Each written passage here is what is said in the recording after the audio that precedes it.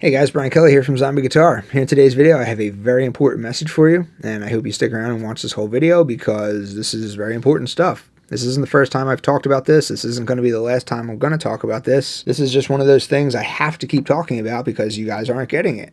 I know this because you send me emails, you send me direct messages, you send me questions and comments. Oh, and one other thing. I know I'm going to get a bunch of comments where people are like, why do you keep talking about this, Brian? You keep talking about this. Who cares about this stuff? Well, if your goal is to understand music theory, if you actually want to understand this fretboard, which has a whole nother element of things to understand, because not only are you dealing with general music theory, you're also dealing with guitar theory, which consists of shapes and patterns and things like the cage system and the pentatonic positions and stuff like that. So you're trying to figure all this stuff out. You're trying to make sense of all this stuff. So this is pretty important because this is the ground zero starting point. This is where it all starts from. If you don't know where you're starting from, but you're trying to jump in, like, I don't know, like way into it, but you don't know where you're starting from, you're going to be super confused. So I'm just going to come out and say it again. There's two different models that are being taught in Western music theory. One of them is the 12-key model. That's the model that I teach. That's the model that I've been teaching since day one. It's been about 8 years now. And then you have the 24-key model. I'm not saying that if you subscribe to the 24-key model that you're wrong and then you have the misunderstanding. No, that's not true at all. I'm just saying that you not even knowing that two models are being taught, you not knowing that is the misunderstanding. You trying to learn music theory from 17 different teachers on YouTube, probably like 10 of them are teaching you the 12-key model way and 7 of them are teaching you the 24-key model way, but you don't know that there's two different models being taught to you. That's like you attempting to learn a second language, but one of your teachers is a Spanish teacher and your other teacher is a French teacher, but you don't even know that they're teaching you two different languages. You just think you're learning a second language. You have no clue that there's two totally different things being taught to you. That's the fundamental misunderstanding. So as I said, I've made a bunch of videos on this topic before. The most recent one that I've done is called The Fundamental Misunderstanding of Music Theory. If you want to check that one out, I'll put a link to that. In this video, I just want to give you 3 specific examples of where this is going to come up, where this conflict occurs. Remember, the 12-key model and the 24-key model, they conflict with each other. They cannot exist together. As you go down this rabbit hole of understanding music theory, there's going to be bottlenecks. And I'm going to talk about them in this video. There's 3 of them. There's actually probably more than just 3 of them, but I'm just going to give you 3 very specific examples of where this stuff comes up. So before I get to the 3 specific examples, let me quickly just give you an overview of the 2 different models that are being taught here. First, we're going to talk about the 24-key model. This is the model that most musicians in the Western music world think that they are following. This is the model that states that there are major keys and there are minor keys, each of which has a different set of rules to follow. Minor keys generally are more complicated, and that's all you have. Major keys, you have minor keys. The thing about the 24-key model is that it's not mathematically accurate. There's a bunch of different variations of the 24-key model. There's a bunch of different definitions of things. For example, in the 24-key model, key and key signature don't mean the same thing. If you ask 10 different people that subscribe to the 24-key model to give you a definition of what key is, you're going to get at least 3 different answers, maybe more, maybe 4, maybe 5, I don't know. But key and key signature, they don't mean the same thing under the 24-key model. There's a bunch of other little places where that's going to come up. Modes, don't worry, we're going to talk about that. That's one of the examples I'm going to talk about here in this video. If you ask 10 different people that subscribe to the 24-key model to explain to you what a mode is, you're going to get like 3, 4, 5, 6 different answers. That's just the way the 24-key model works. This is the model that most musicians think that they are following. They think they are learning from this 24-key model. Not everyone is, though. On the other hand, we then have the 12-key model. Under this model, there's no such thing as major keys and there's no such thing as minor keys. You just have keys, and there are 12 of them. For any of the 12 keys, you have 7 different perspectives. Those perspectives are called modes. We still use the term major key and minor key, but just understand that under the 12-key model, which is the model that I teach, which is the model that I've been teaching since day one, and I'm not the only person that teaches this 12-key model, so this isn't just me. I'm not making up my own theory here. This is just the model I subscribe to because it's the model that's mathematically accurate. It's the model that has clearly defined definitions for everything. It's the model that has no bottlenecks in it. Under this model, we still use the term major key and minor key, but as I said, every key under the 12-key model has 7 different perspectives So when you hear the term major key, that's just the first perspective of a key. When you hear the term minor key, that's just the sixth perspective of a key under the 12-key model. So with that overview, let me now just get into the 3 different examples, and you're going to see how this stuff comes up and where the conflicts occur. Example number 1 is in numbering minor chord progressions. So this is the first place where you're going to see conflicts happening between the 12-key model and the 24-key model. Let's just take the key of C major, for example. Everyone likes to use the key of C major because that is the key that doesn't have any sharps or flats in it. The notes of the C major scale are just C, D, E, F, G, A, and B. So those are the notes that make up the key of C major. That's where you get all your chords from. You look at the notes of this key, which were determined by starting on the note C and then playing the Do, Re, Mi, Fa, Sol, La, Ti, Do scale, which yielded C, D, E, F, G, A, and B.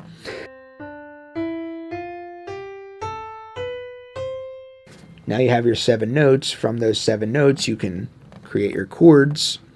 The first chord is going to start with its C as its root. The second chord is going to start with D as its root. The third chord is going to start with E as its root. The fourth chord is going to start with F as its root. This is just coinciding with the major scale. So you have your chords, right? You can look at the notes that make up each of these chords, and you can see that there's nothing out of key here. That's because all of these chords are part of this key. There's no sharps, there's no flats. This is your in-key stuff. So we have our key. This key consists of 7 notes. It consists of 7 chords. That's the key of C major. You can then go ahead and you can assign numbers to these chords. 1, 2, 3, 4, 5, 6, and 7. So a lot of times people will use Roman numerals to number their chords. It doesn't matter. You're still doing 1, 2, 3, 4, 5, 6, and 7. It's just that uppercase Roman numerals stand for major chords and lowercase Roman numerals stand for minor chords. And then when you see a lowercase Roman numeral with a little degree symbol next to it or a little circle symbol, that stands for the diminished chord.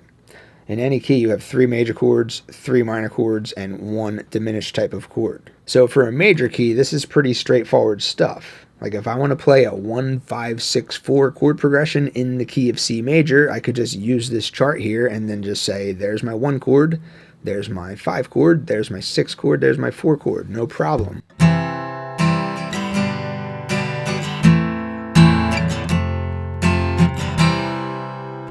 Easy, no problem, right? Now, this numbering of the chords, 1, 2, 3, 4, 5, 6, and 7, directly coincides with the major scale formula. The major scale formula is 1, 2, 3, 4, 5, 6, 7. That's the only scale in Western music that has that particular scale formula. This is like the ground zero starting point for all of Western music theory. This is equivalent to saying that the number 0 is the starting point for math.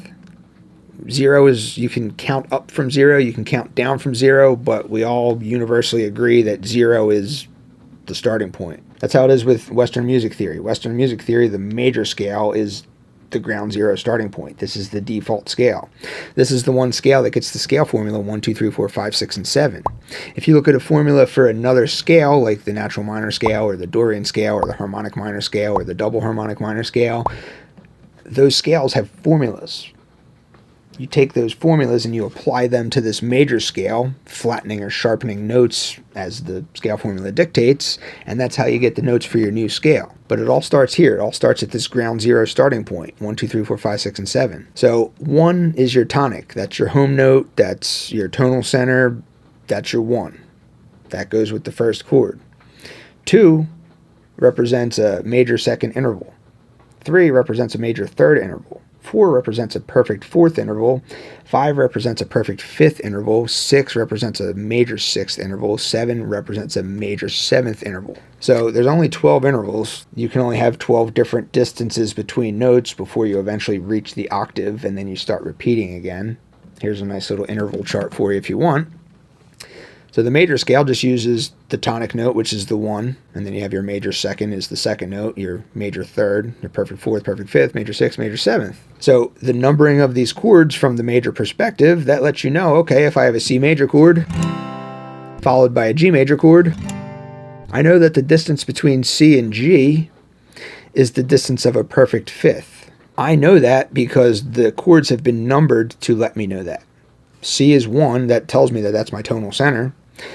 G is 5, that tells me, okay, not only is this the fifth chord of this key, but it also lets me know that the distance between chord 1 and chord 5 are a perfect fifth apart. So the chord numbering is consistent with the scale formula. It's mathematically accurate. I can then move to the next chord in the progression, which would be an A minor chord. And this has the label of 6 to it. It's not a flat 6, it's not a sharp 6, it's just a 6. This lets me know, okay, because this is the 6 chord, remember we're playing a 1, 5, 6, 4 chord progression. 1 is home, 5 is a chord that is a perfect fifth away from the 1, 6 is a major sixth away from the 1. The distance from C to A is an interval distance of a major sixth. You can verify this using a guitar. Here's C, here's A. That is the distance of a major sixth. I'm not going to get into intervals. If you want to learn more about intervals, I have a whole video about that. I have a bunch of videos about that, actually. I'll link you to that as well. But anyway, so the numbering of the chords is letting you know these are not just the numbering of the chords, these are also the interval distance of the 1 to the 5 chord, or the 1 chord to the 6 chord, or the 1 chord to the 4 chord. Now, when it comes to numbering minor chord progressions, there's a few different ways that you could do this. First, we're going to take a look at how we might do this from the 12-key model way, and then we're going to take a look at how this may be done from the 24-key model way, and you're going to see where the conflicts occur. So first, let's start with a chord progression. We're going to take a chord progression. We're going to remain in this key. We're just going to use this pool of chords. We're not going to include anything else. No outside notes, no outside chords or anything like that. We're just going to play an A minor chord followed by a G major chord followed by an F major chord. Something like this.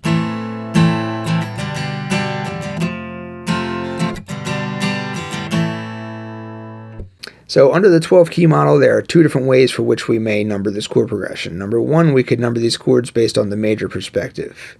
The major perspective simply states, okay, these chords are all coming from the parent key of C major. This is just another perspective of the key of C major. We're still using the same pool of chords, the same pool of notes. We're just kind of rearranging the key.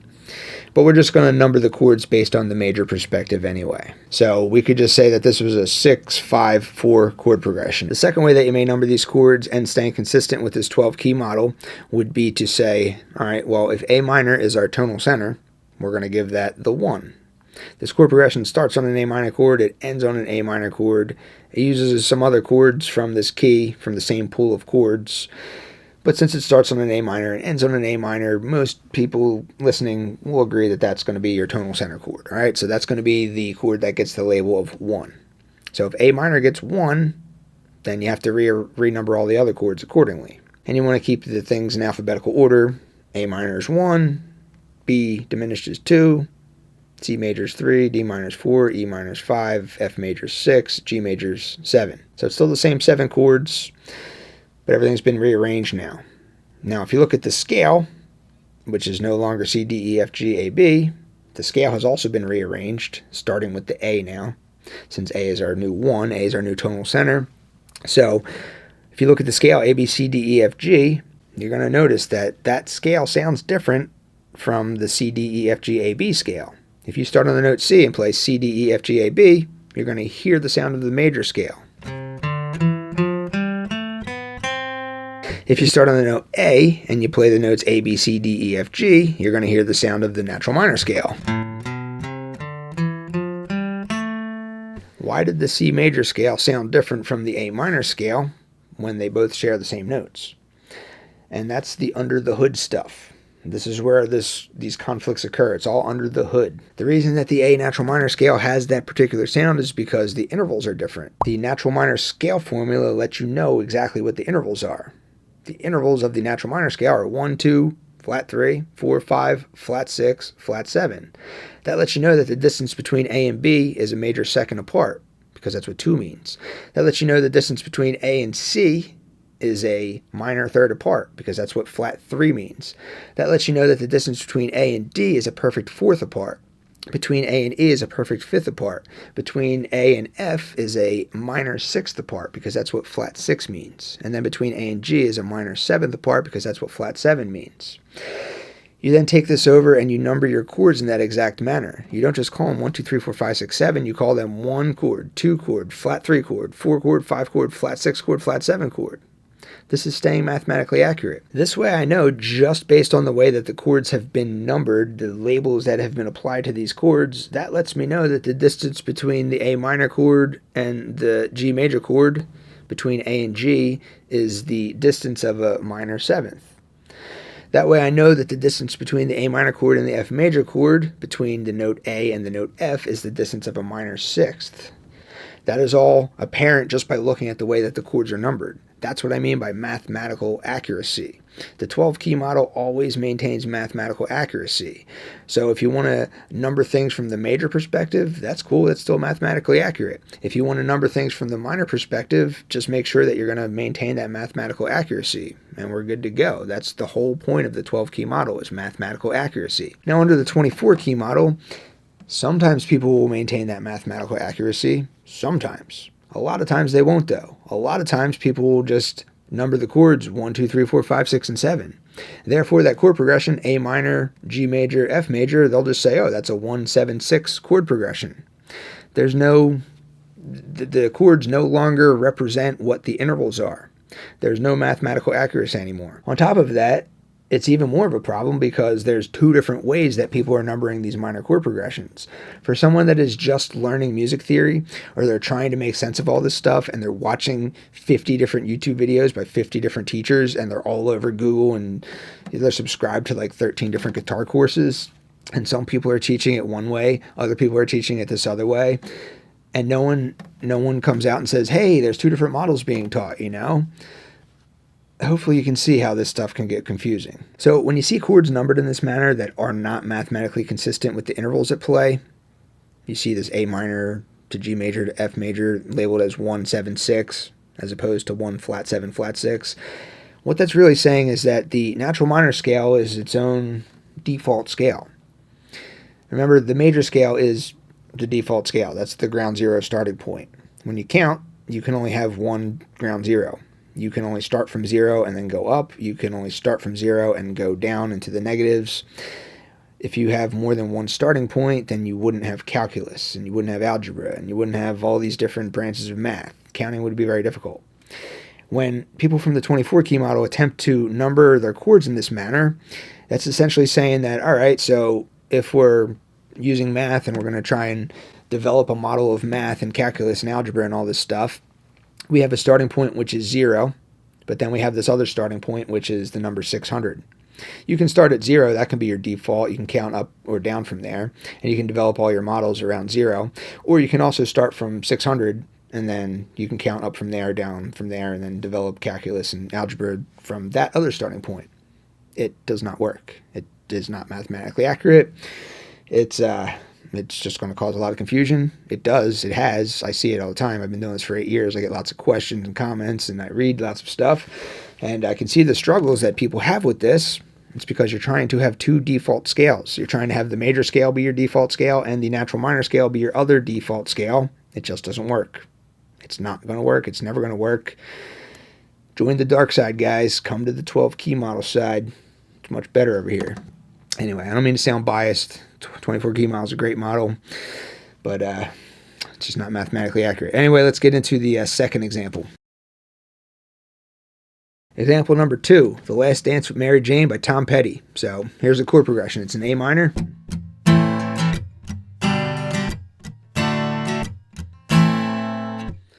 All right, so this chord progression starts on an A minor and it ends on an A minor.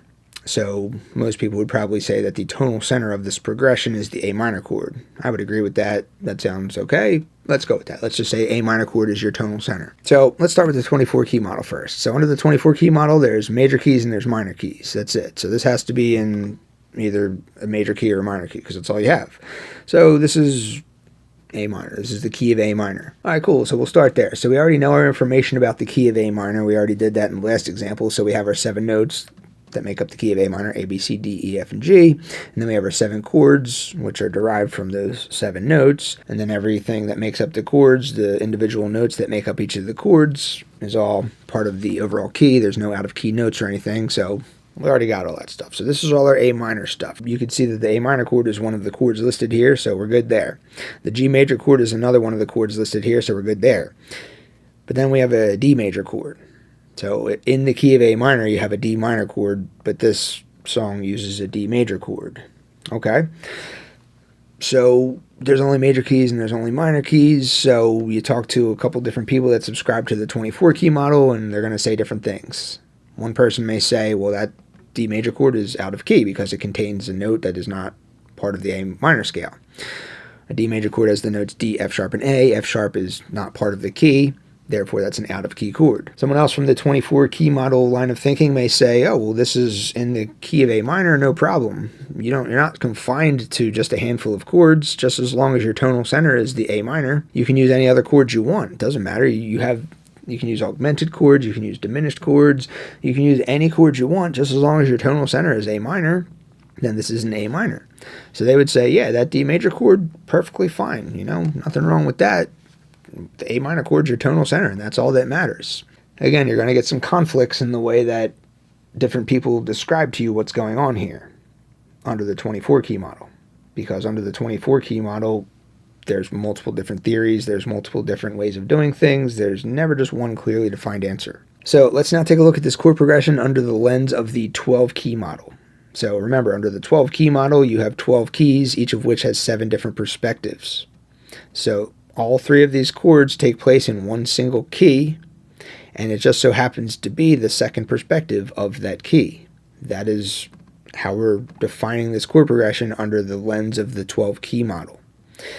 So if you look at the chords that are found in the key of G major, that's one of the 12 keys, the notes of the G major scale have been determined by starting on the note G, which is one of the 12 notes in Western music.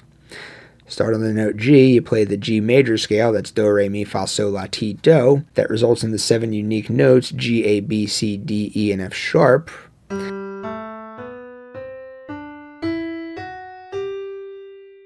You look at the 7 chords that are derived from those 7 notes, all right?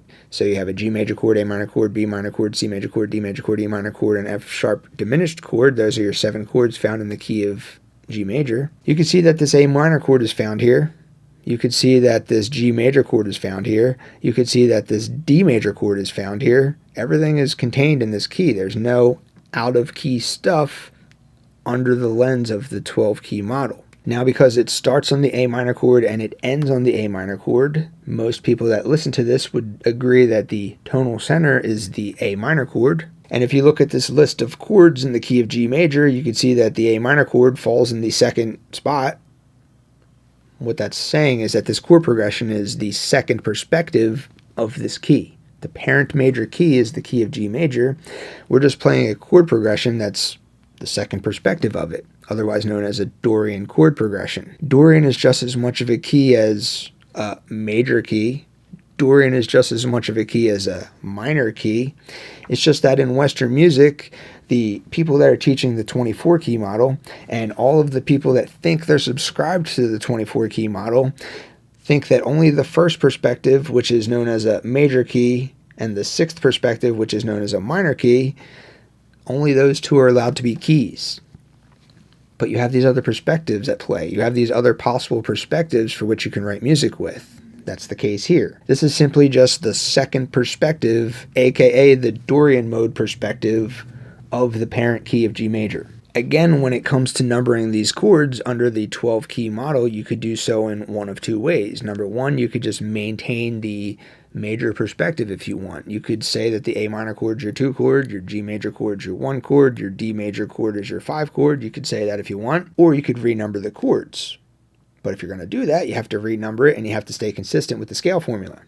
We're now talking about the Dorian scale formula. This is the second perspective of this key. The Dorian scale formula is 1, 2, flat 3, 4, 5, 6, flat 7. That is the Dorian scale formula. So the numbering that you're going to apply to your 7 chords are going to be exactly that. So that's going to let you know, all right, if we're calling the A minor chord 1, we're going to have to number all the rest of the chords in accordance with the scale formula if we want to maintain that mathematical accuracy. A minor gets the label of 1. G major gets the label of flat 7. D major gets the label of 4.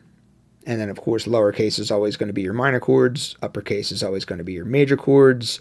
Lowercase with a little degree symbol next to it is always going to be the 1 diminished chord from the key. But you can see that even when you rearrange things in this manner, we're still dealing with the same pool of stuff from the original key. This is still the same stuff from the key of G major. We still have the same 7 starting notes. We still have the same 7 starting chords. We're just rearranging stuff to account for the fact that A minor is 1. When you make A minor 1, you have to rearrange everything else. When you rearrange everything else, you have to do so and keep consistent with the intervals in order to maintain that mathematical accuracy. That's the 12-key model way of looking at this. It makes sense. There's a clearly defined answer. It lets you know what modes are. Modes is one of the biggest things in the guitar community that people are constantly fighting over. You can just go on any guitar group and you can say, "What are modes?" ?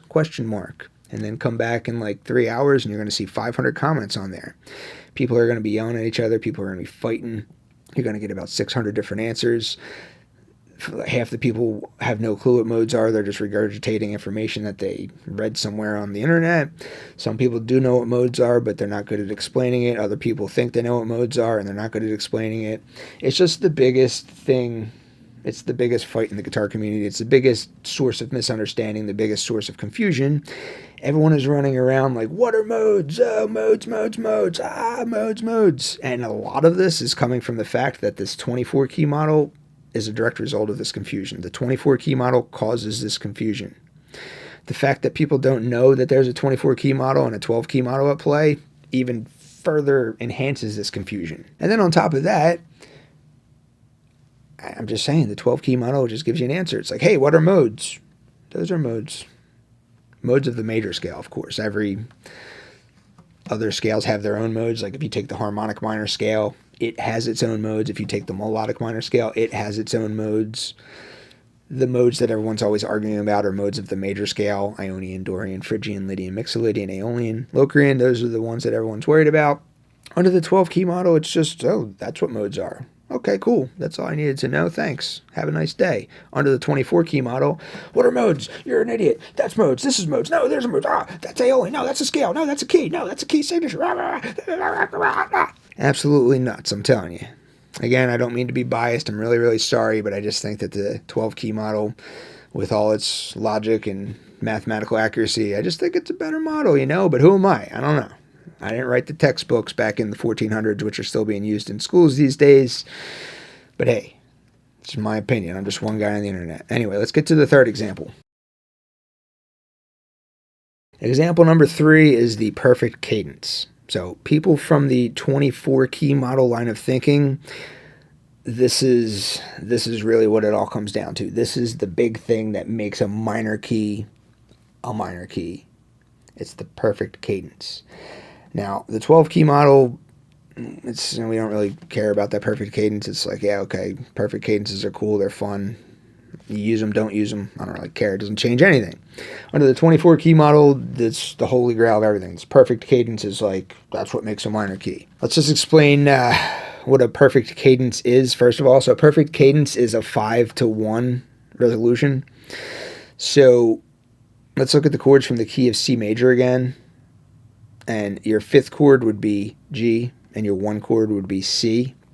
Now, right now we're just looking at these chords in their triad form, but we're going to need to look at these in their 7th form. Once we start talking about 7ths, I know I tend to lose people. People start they're like, oh, 7ths, it's too much for me. Hopefully you can bear with me here because I'm trying to prove this point. Anyway, so let's just look at the chords in the key of C major, and we're going to look at them in their 7th form. So a 5-to-1 G7 to C major 7, or you could even do a G7 to just a C major chord if you wanted to. Let's do that. Let's do a G7 chord to C. So this is going to be your tension.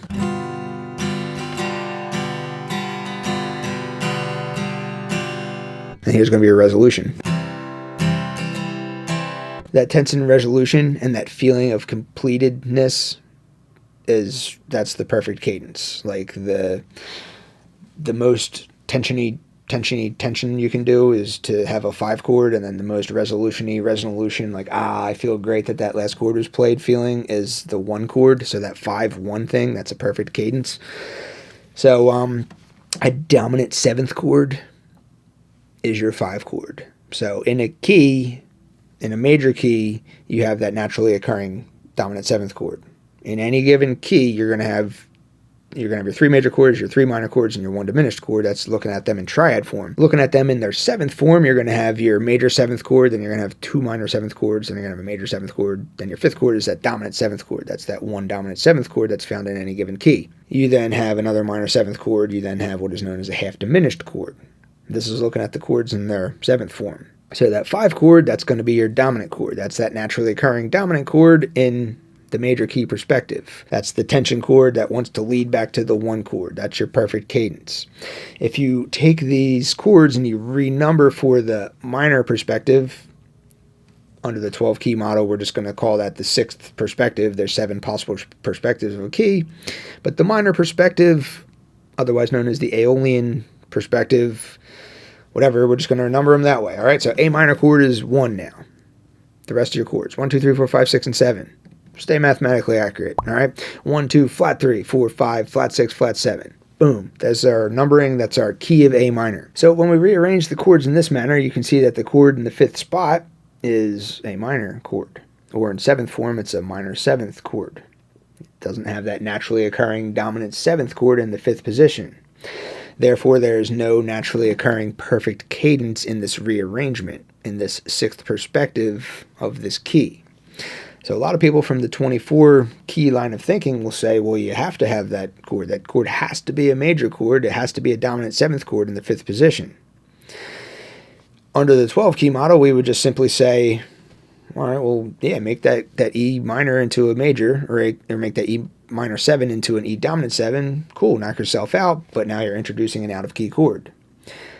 The 24 key model people will say that that chord is part of the key. The 12 key model people will say, sure, use it, but it's out of key. It's an out-of-key chord because you only need one single note in your chord to determine it to be out of key.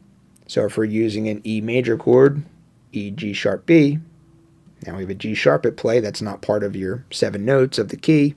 It's an out-of-key chord. Yes, no, on, off. Everything has a clearly defined answer.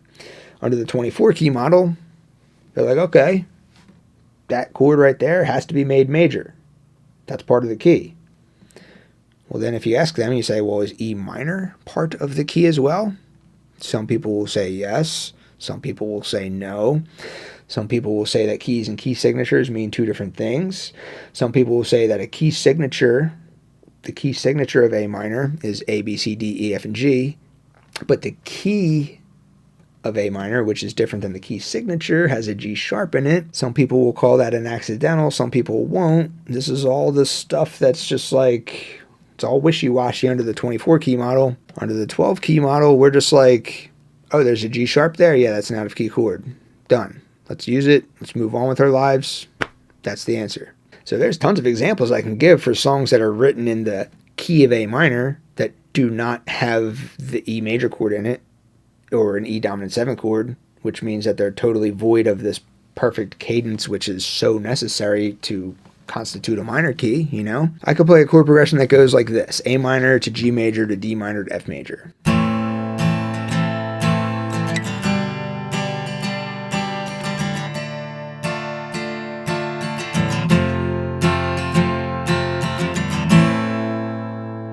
That song sounded pretty sad. It started on an A minor chord. It ended on an A minor chord. If we were to number those chords, we could do so from the minor perspective, applying the number 1 to the A minor chord, applying the flat 7 to the G major chord, applying 4 to the D minor chord, applying flat 6 to the F major chord. We could number these chords in that manner. We could totally say that that was in the key of A minor. That song made me tear up a little bit because it was so sad sounding, because that's what minor keys do. They make you cry. But there was no perfect cadence in there whatsoever. There was no E major, none. So all these 24 key people are saying that this perfect cadence is a requirement, when in reality there's tons and tons of examples where songs are written in minor keys and that perfect cadence is not present. You don't have to have that perfect cadence in there. The thing about this 24 key model and this whole perfect cadence thing and this making the 5th chord into a major chord, if you look at your chords in the key of A minor, and then you make that 5th chord major, the only thing you're doing is you're now introducing a G sharp into the picture, because E minor does not have a G sharp, and then E major does have a G sharp. So this G sharp is now used in conjunction with your natural minor scale. But if you take the G, you take that 7th note off your natural minor scale and you replace it with a G sharp, that's the harmonic minor scale. And then some people don't like the harmonic minor scale because there's a big interval between the 6th and 7th notes, and some people don't like to write their melody lines with that. So they're like, okay, well, let's make a melodic minor scale. That's where you take the 6th note and you raise that one up too. So now you have an F sharp and a G sharp at play. So you have an A natural minor scale, which is A, B, C, D, E, F, G. You have the melodic minor scale, which is A, B, C, D, E, F sharp, and G sharp. And then you have the harmonic minor scale, which is A, B, C, D, E, F, and G sharp. A harmonic minor, A natural minor, A melodic minor. We're using the note A as our root for all three of those scales. People from the 24 key model will say, oh, well, under a minor key, you have to have that 5 chord. It has to be major. You have these 3 scales. They're all kind of intertwined with each other. And from there, you just have all these other theories. And then if you just look at the harmonic minor scale alone in isolation, you'll find that you can derive modes of that. The harmonic minor has its own 7 modes. I did a video about that as well. Check that one out. I'll put a link to that. That's a little older. You can do the same thing with the melodic minor. You can take the melodic minor scale and you can derive 7 modes of the melodic minor scale. So you got modes of the major scale, you got modes of the harmonic minor scale, you got modes of the melodic minor scale. You have the 5 chord being made major. You have not only a G in your key of A minor, but you have a G sharp, which is also considered an in-key note for the key of A minor. Hopefully you can see how much like different theories can come from all this. You know? Under the 12 key model, it's just clear as day. Under the 12 key model, it's like, oh, there's a G sharp. Yeah, that's out of key. You want to use the harmonic minor scale in the key of A minor? Yeah, it's cool, no problem. Knock yourself out. That G sharp note, that's out of key, but use it. It sounds good. Use it, you know? Oh, you want to use the melodic minor scale too in this key? That's cool. Yeah, throw an F sharp in there too. Knock yourself out. It's still an out of key note. Under the 12 key model, if it's not A, B, C, D, E, F, or G, then it's not part of the key. That F sharp's out of key. That G sharp's out of key. That E major chord is out of key. That E dominant 7 chord is out of key. Why? Because the note G sharp is not part of this key. If you want to throw a perfect cadence in there just to make it sound good, knock yourself out. But you're going to have to use an out of key chord to do so. So, I don't know. The 24 key model is just all over the place. This is the one that's conspiracy theory time, guys. All right, I'm just going to come out and say it. I think this is a conspiracy theory. I think, and someone else has brought this to my attention before, I think they may be trying to confuse you. Maybe. I don't know. Maybe they want you to buy their books. Maybe they want you to enroll in their college programs. Maybe they want to sell you their courses. I don't know. I really don't know. But this 24 key model is not helping. This 24 key model is just adding to the confusion. This 24 key model is keeping all guitarists wondering, what's the difference between a minor key and the Aeolian mode? This person says it's the same thing. That person says it's something else. That person says it's just about fretboard patterns. That person just says, I don't know. That person says key and key signature mean 2 different things. That person says key and key signature mean the same thing. That person says that the note G sharp is part of the key of A minor. That person says that the note G sharp is not part of the key minor. Did I just say key minor? That person says the note G sharp is not part of the key of A minor. There's like all this stuff going on. The 12 key model, you have clearly defined answers for everything. Everything. It's like, I have a question about Western music theory. Oh, there is the answer. Thank you. I'll have a good day now. Under the 24 key model, I have a question about music theory. I quit. Music theory is too hard. Alright guys, so that's going to do it for this video. I think I've ranted enough here.